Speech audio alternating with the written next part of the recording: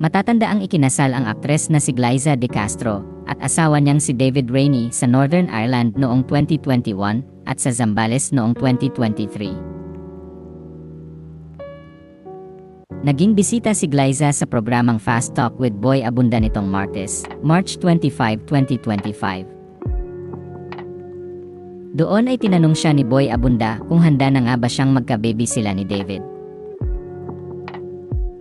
Sagot ni Glyza, noong una ay hesitant daw siyang sabihin na handa na siyang maging ina dahil mayroon pa siyang ginagawang mga pelikula, series, o trabaho, pero ngayon ay handa na raw siyang magkaroon ng anak.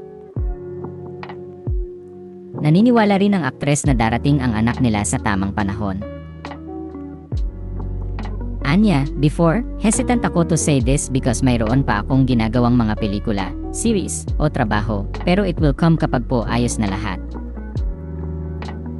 Hindi ko siya pinipilit kasi the more I think about it, the more people are asking me about it parang, sige na, sige na.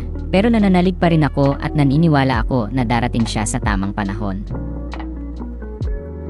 Matatanda ang sinabi ni Glyza sa media conference ng pelikulang sinagtala sa Seda Vertis North Hotel noong March 11, 2025 na handa na raw sila ni David sakaling bibiyayaan na raw silang mag-asawa ng baby dahil gusto na rin naman daw nilang magkaroon ng anak.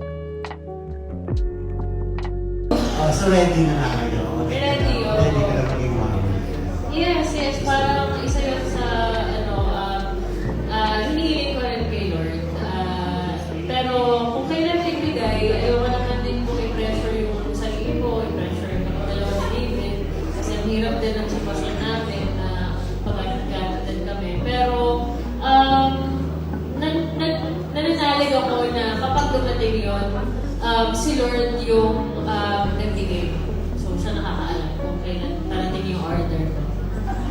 Samantala, sinabi ni Glyza sa panayam sa kanya ni Boy Abunda na hindi pa rin siya makapaniwala na siniship pa rin sila ni Rian Ramos.